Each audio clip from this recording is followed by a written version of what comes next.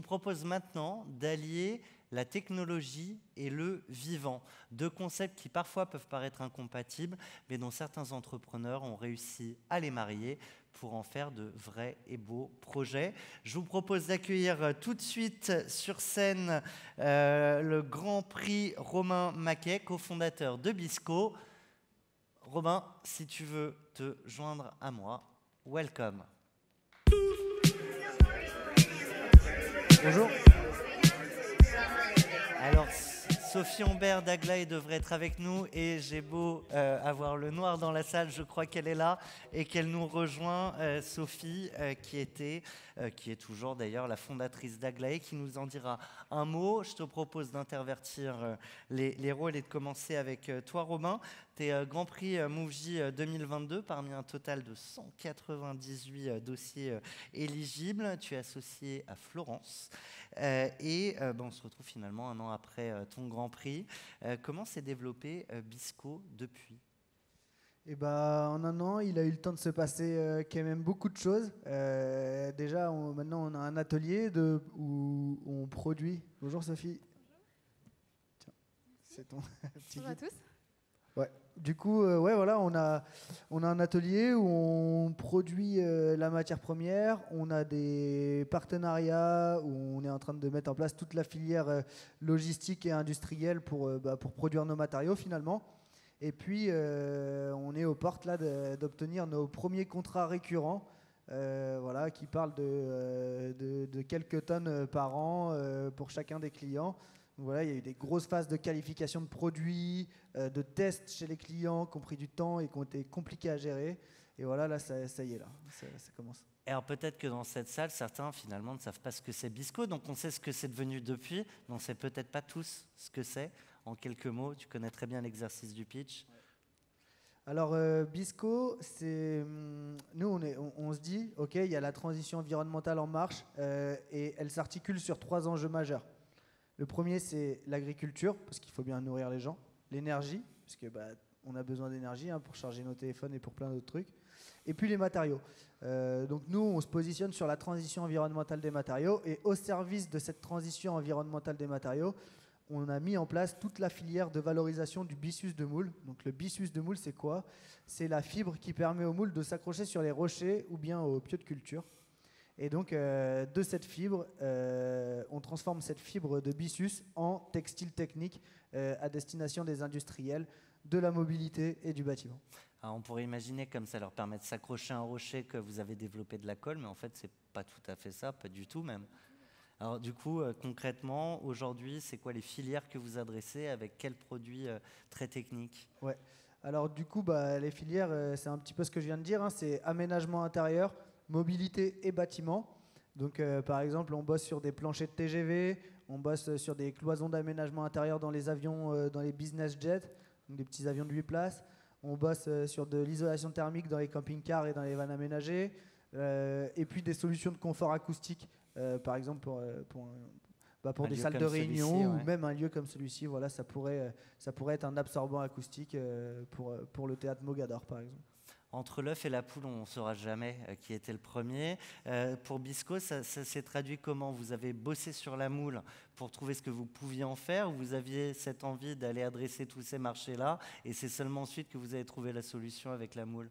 Ouais, c'est ça. 2 types d'entrepreneurs ou 2 types d'entreprises. Les entreprises qui font un assemblage de technologies pour répondre à un besoin, et les entreprises qui développent une technologie et qui doivent ensuite trouver le besoin. Nous, on est de la deuxième catégorie. Ça veut dire qu'on a d'abord développé un produit, on a bossé sur la filière du byssus parce que voilà, on voulait accélérer la transition environnementale des matériaux. Et il y a tout ce stock qui était inutilisé. Vous avez dit qu'est-ce qu'on en fait ? C'est ça, ouais. Moi, de mon point de vue, le travail d'un ingénieur, c'est tu regardes ce qu'il y a autour et qu'est-ce qu'on peut faire avec, quoi. Et donc, nous, c'est cette question-là qu'on s'est posée. On a identifié le byssus, on a regardé ce qu'on pouvait en faire, et ça a pris beaucoup de temps pour trouver les marchés. Les prochaines étapes, c'est quoi ? C'est de trouver d'autres matières pour d'autres utilisations, ou c'est de voir tout ce que vous pouvez révolutionner avec ce... Alors, excuse-moi, j'ai pas le terme, ce truc de moule. Le byssus. Le biscus de moule. Les les prochaines étapes. On est encore en plein dans l'industrialisation, la commercialisation. On a des grands enjeux sur le commerce. Il faut vraiment qu'on arrive à développer notre portefeuille client et à remplir un carnet de commandes. Donc là, voilà, c'est le gros enjeu. Et en parallèle, du coup, industrialiser, monter en cadence, améliorer nos coûts de revient et améliorer du coup le prix de vente. Voilà les enjeux. Et après, il y a un projet un peu dans les tuyaux, les technologies qu'on utilise pour transformer le byssus en matériaux. Et cette technologie-là peut aussi servir pour faire du recyclage de chutes de textiles. Donc là, on est en train de bosser pour monter toute la filière de recyclage des chutes de textiles dans le Grand Ouest. Et voilà, là, il y a un gros sujet, mais on en est aux prémices. En un mot, tu as remporté le Grand Prix l'année dernière. C'est un vrai rôle en soi, en plus de ta vie d'entrepreneur. On a peut-être ici dans le public le futur ou la future grande lauréate. C'est difficile de mettre des points à haute voix. Néanmoins, est-ce que tu peux dire en un mot en quoi ça consiste et ce qu'on va attendre de la grande lauréat l'année prochaine? Ouais, et en fait, moi j'ai eu la double casquette. J'ai été l'ambassadeur de la région Pays de la Loire, donc promouvoir l'entrepreneuriat et puis le Grand Prix. En quoi ça consiste? Ça consiste à représenter le MoveJ finalement. Le Grand Prix, il devient la figure du MoveJ. Faut porter fièrement cette casquette et bien représenter le MoveJ, porter les valeurs du MoveJ.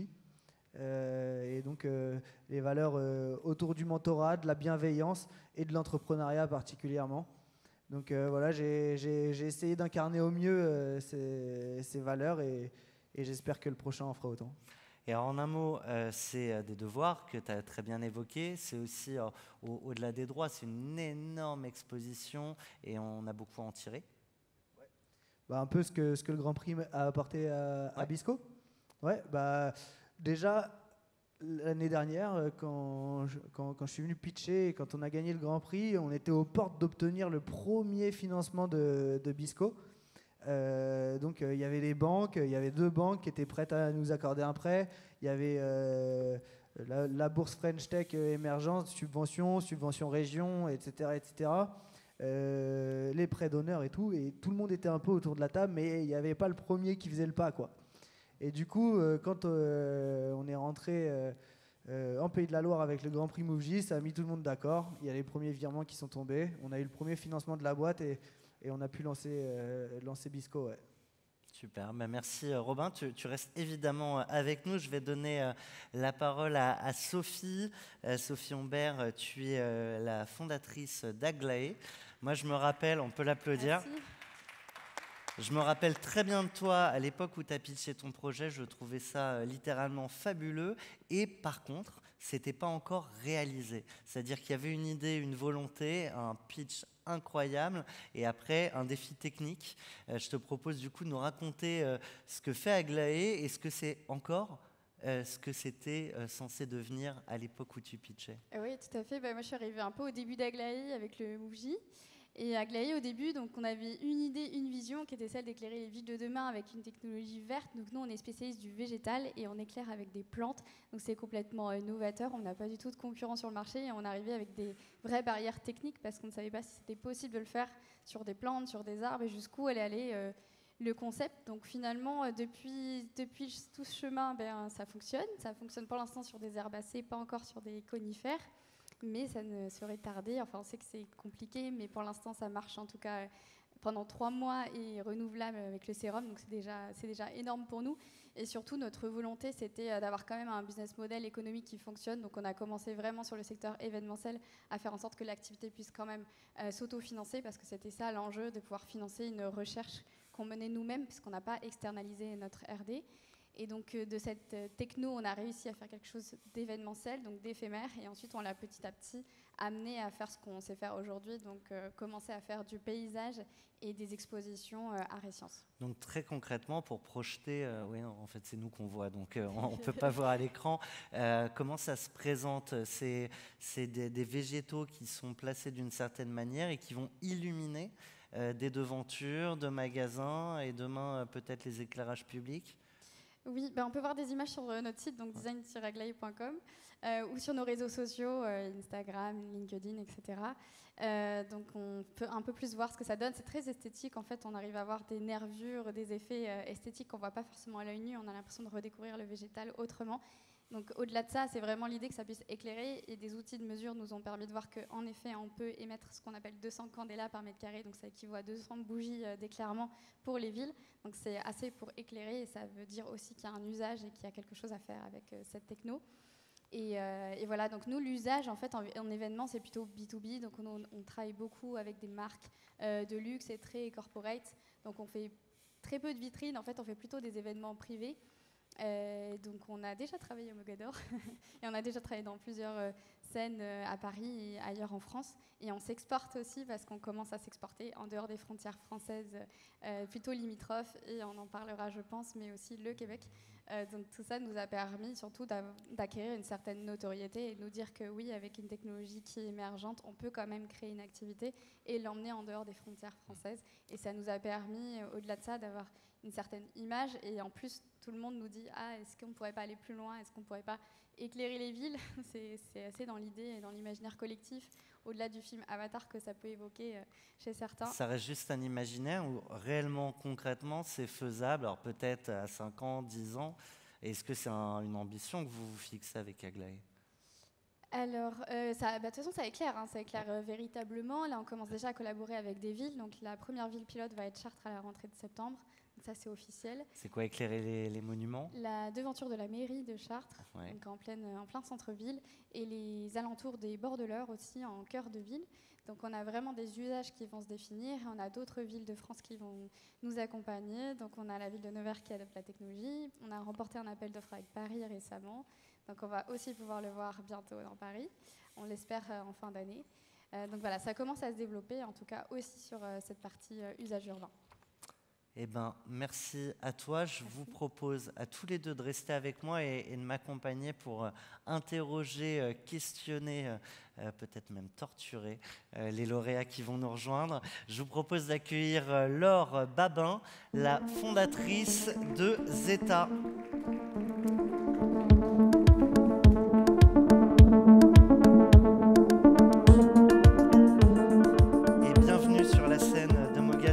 Laure, tu fais partie des 5 finalistes de la catégorie entrepreneur parmi 192 candidats, créés en septembre 2020 à Bordeaux. Tu proposes à travers Zeta des baskets recyclées avec un procédé relativement unique, mais je te propose de le dire avec tes mots à l'ensemble du public. Bonjour à tous.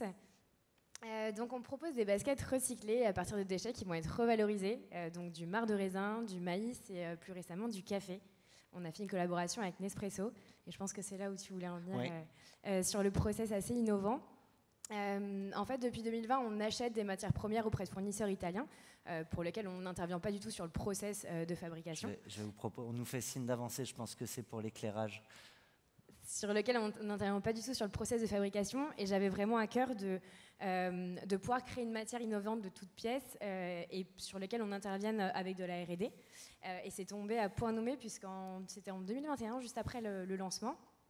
J'ai reçu un message LinkedIn du PDG de Nespresso qui avait vu passer un article de presse et qui m'a simplement dit j'ai de la matière à disposition, j'ai du marc de café issu des capsules en aluminium des centres de recyclage, est-ce que tu pourrais les incorporer dans les chaussures? Alors c'est un peu plus compliqué que ça en réalité, donc il a fallu qu'on se rapproche de fournisseurs, d'usines, de laboratoires au Portugal et en Italie, et qu'on les convainc finalement de nous accompagner dans cette recherche-développement. Là où une dizaine nous ont refusé, nous ont dit que ça prendrait des années avant de mettre au point une matière utilisable pour de la chaussure. Il y a un laboratoire qui a accepté de nous accompagner, et non, c'est pas celle-ci. Je checkais. Et il y a un laboratoire qui a accepté de nous accompagner et qui a réussi à mettre au point, après 9 mois de R&D, la première matière simili-cuir à partir de marc de café. Donc, qui incorpore 15% de marc de café et des polymères et du coton recyclé. Et donc, on a mis au point une basket à partir de café. On en a mis dans les semelles aussi. Voilà. Je lance une première question avant de vous donner la parole à tous les deux. Le marché de la basket, c'est un marché où il y a énormément de concurrence. Qu'est-ce qui fait que Zeta arrive à faire la différence en termes de visibilité et évidemment d'un point de vue commercial?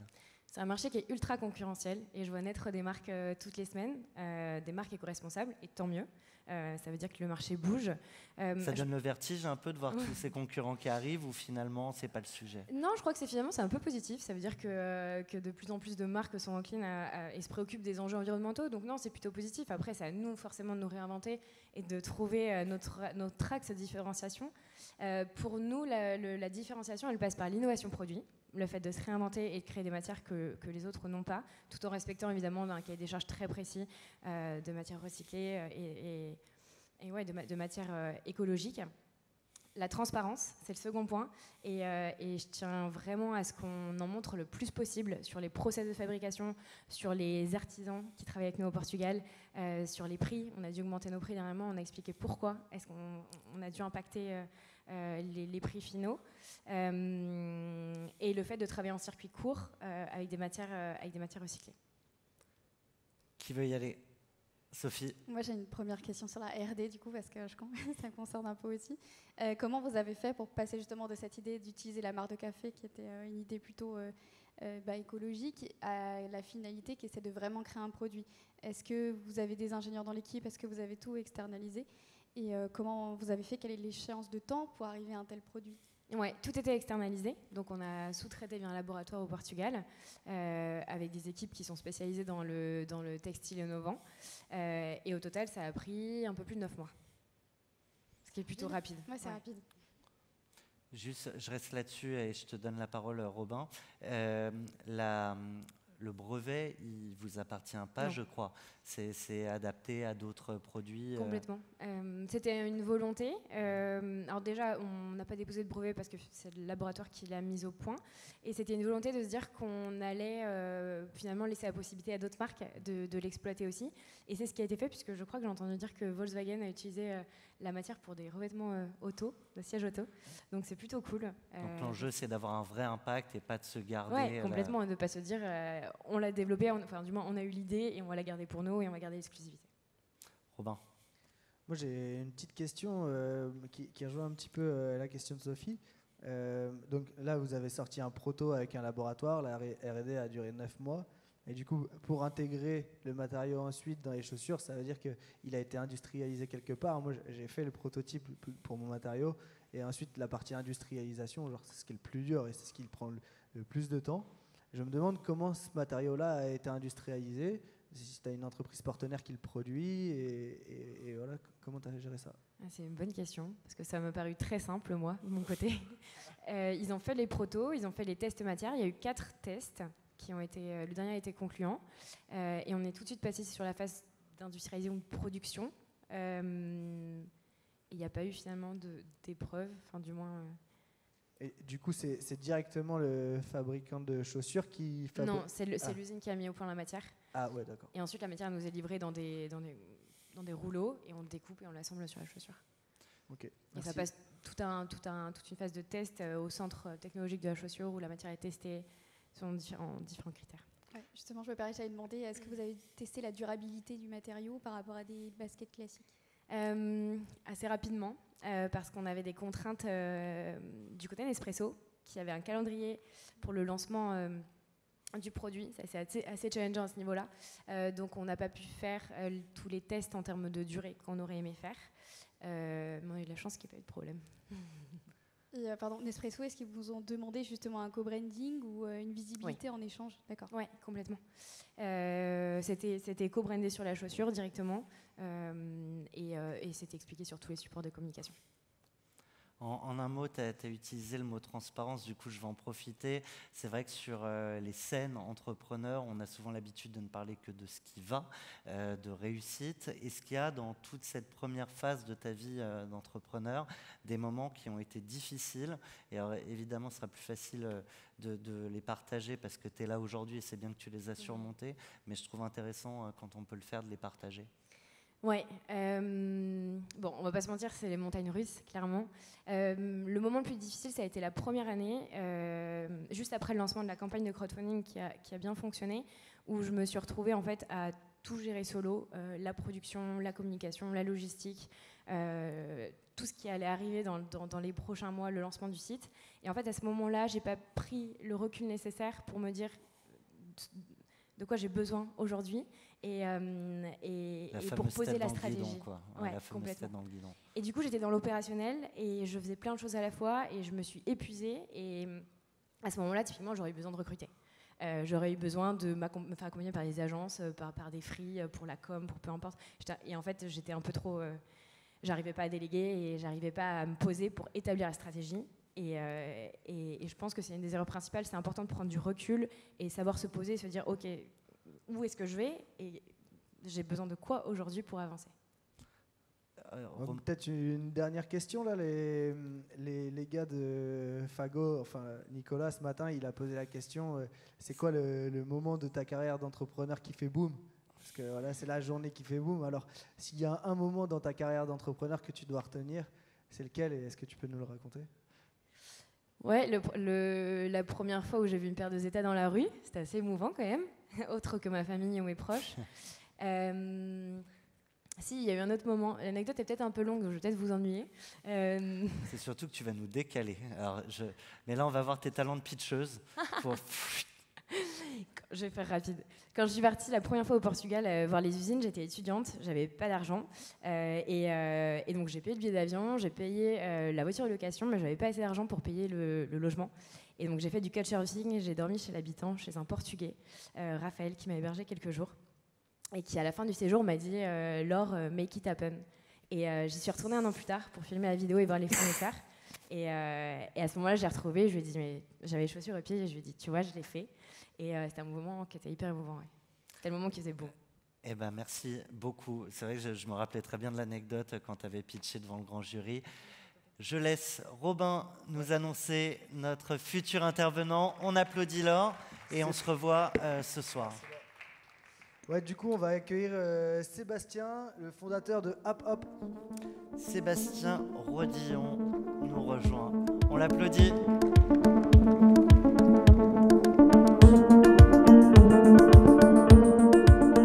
Bienvenue. La scène est à toi. Bonjour Sébastien. Bonjour. On s'est vu au jury. Du coup, tu as été dans les 10 finalistes de la catégorie porteur de projet. Il y avait 203 candidats. Donc, félicitations. Tu viens Merci. de Grenoble. Tu as créé l'entreprise au mois de mai 2023. Donc, c'est tout. Alors, les statuts juridiques ne sont pas encore créés. C'était en projet, mais il y a eu un décalement dans l'agenda. Mais ça va plutôt arriver vers la fin de l'année 2023. Ça marche. Et du coup, AppHop, c'est un logiciel qui prédit les médicaments qui vont être condamnés à être périmés. Et du coup, l'application vise à réutiliser ces médicaments qui vont être périmés sur le site où ils étaient condamnés, donc pour transfert de services, etc. Et donc voilà.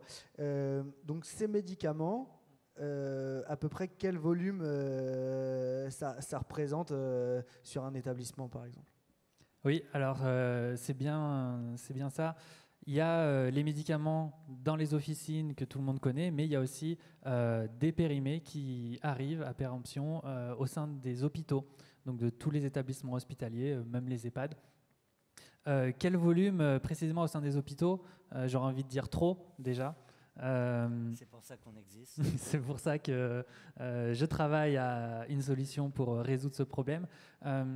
À l'échelle de la France, parmi tous les établissements hospitaliers, ça représente 50 millions d'euros chaque année qui sont gaspillés. Au niveau, c'est donc des gros montants. Il y a 3000 établissements hospitaliers en France. De manière plus concrète, dans un hôpital, un CHU de taille moyenne, ça va représenter de l'ordre de 200 000 euros qui sont gaspillés chaque année. Donc on imagine tout de suite que ces économies elles pourraient être rallouées à du personnel qui manque cruellement. Je me permets une question pour élargir, mais 50 millions d'euros sur le marché français, alors évidemment on peut voir plus loin, à l'Europe, à l'international, mais j'imagine que les établissements sont peut-être pas prêts à payer 10% de ce que ça pourrait leur rapporter. Du coup, c'est quoi le tarif, c'est quoi le modèle économique? Et la question qui vient derrière, c'est ce qu'il ne faudrait pas élargir justement aux officines, aux pharmacies, parce que c'est des réflexions que vous avez eues. Oui, tout à fait. Alors, plusieurs choses. D'abord, est-ce que les hôpitaux sont prêts à payer?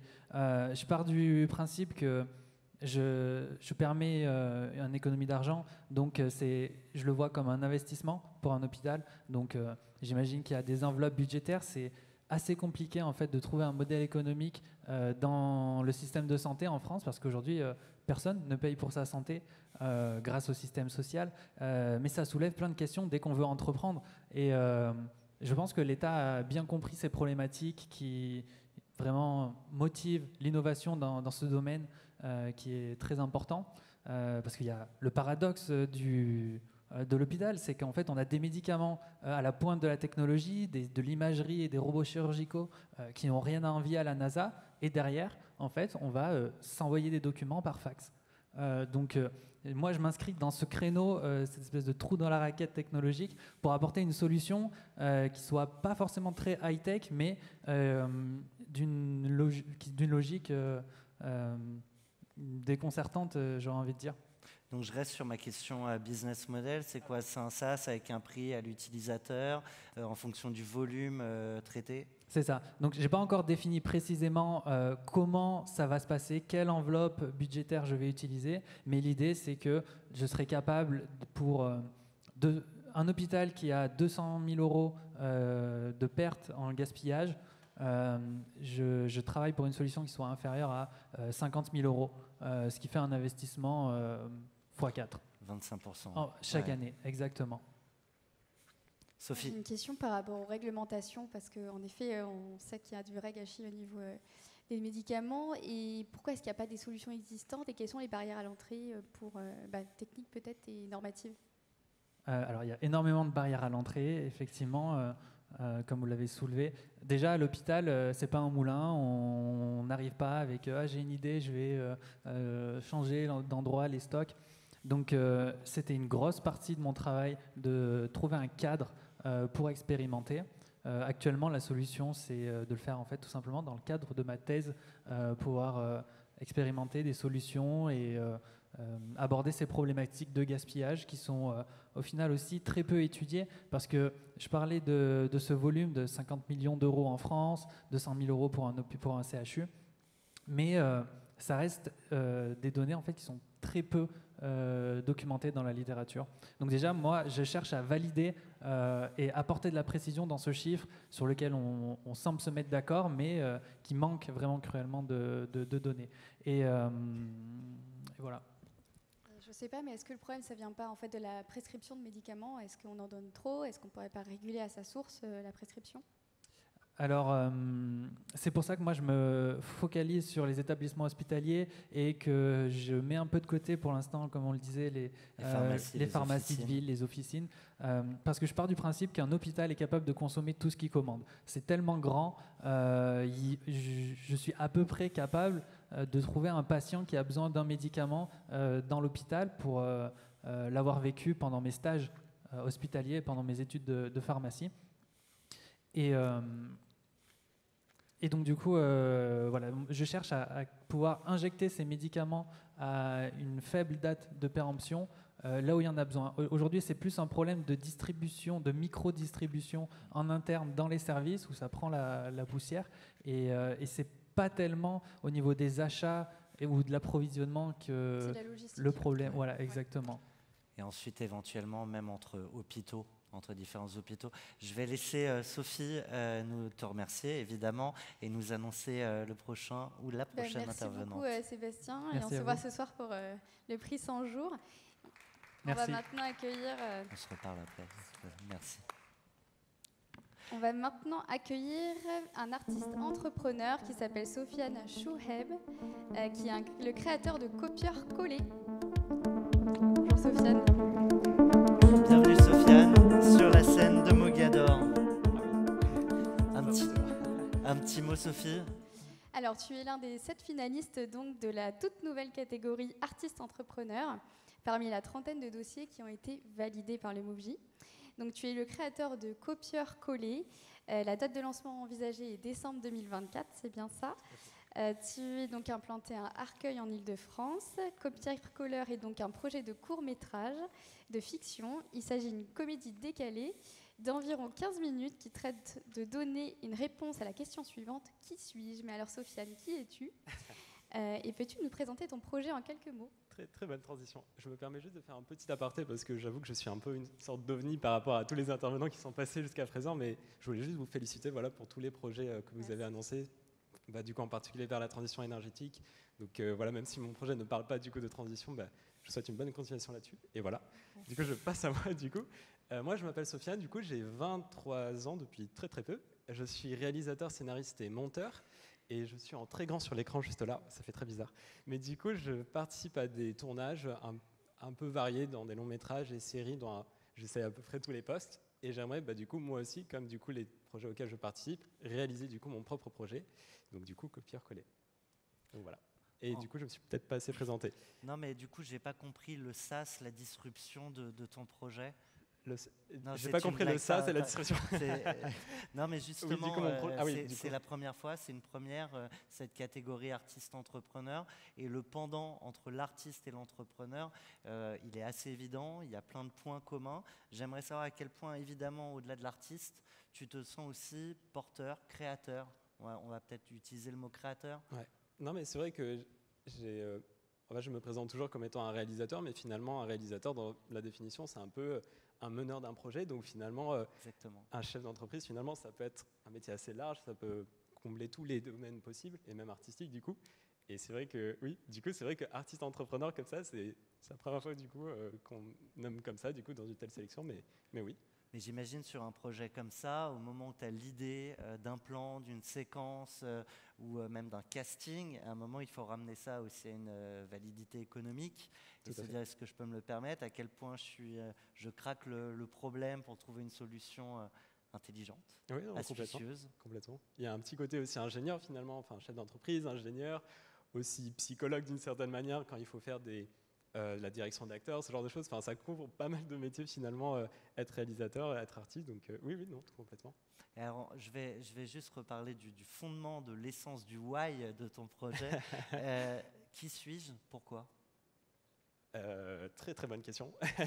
Non, parce que honnêtement, justement, étant donné que j'ai pas vraiment une réponse très fondée, je me permets de réaliser un court-métrage là-dessus en fait. Pour trouver la réponse. Pour trouver la réponse. Non, parce que oui, en fait, c'est un projet où je ne l'ai peut-être pas beaucoup détaillé, mais en gros, il s'agit d'un court-métrage, une comédie très décalée d'une 15aine de minutes environ. Et c'est un peu comme une sorte de fable. Je risque de spoiler du coup le court-métrage, faites attention. Mais du coup, il s'agit d'un personnage qui passe le baccalauréat et qui, en fait, a tellement la pression qu'il va se mettre à copier ses camarades avec des techniques de triche les plus loufoques les unes que les autres, où l'idée, en gros, c'est qu'il va copier tellement ses camarades qu'à la fin du coup du film, il va carrément en oublier son prénom, étant donné que du coup, il s'est tellement basé sur les réponses des autres qu'il ne peut du coup pas mettre son propre prénom sur le bordereau, et donc du coup, il ne peut pas avoir sa copie acceptée. En gros, c'est un peu ça. Du coup, j'ai essayé de vraiment pitcher de fond mon projet. Et donc, dans la saison 2, il saura qui il est peut-être. On va peut-être voir, effectivement. Ou peut-être même un long métrage, qui sait. Mais en tout cas, oui. Et du coup, j'ai pas du tout répondu à votre question, mais du coup, pourquoi qui suis-je? Parce que en fait, je me pose évidemment beaucoup de questions sur moi, sur ma place un petit peu. Bon, ça fait très discours un peu gnangnan en mode qui suis-je dans ce monde, mais c'est un peu finalement le postulat de départ. Qui ne s'est jamais posé la question. Mais après, c'est ce que j'essaie de faire aussi à travers ce projet, c'est proposer ma réponse totalement subjective, avec ma vision des choses, ma vision totalement artistique et un peu loufoque de cette réponse-là, qui est pourtant une question très existentielle, quoi. Donc voilà. Eh ben, merci à toi, Merci à vous. Sofiane. On rappelle donc le nom de ton projet, Copieur collé. Et je vais reprendre mes notes pour ne pas rater la suite. Et je vais On poser se donne rendez-vous, tu peux rendre le micro. On se donne rendez-vous, nous, ce soir, sur cette même scène pour la suite des événements et du Grand Prix Mouv'J. Sophie, Robin, un grand merci à tous les deux de m'avoir accompagné pour toutes ces questions. Je crois qu'on vous retrouve également tout à l'heure.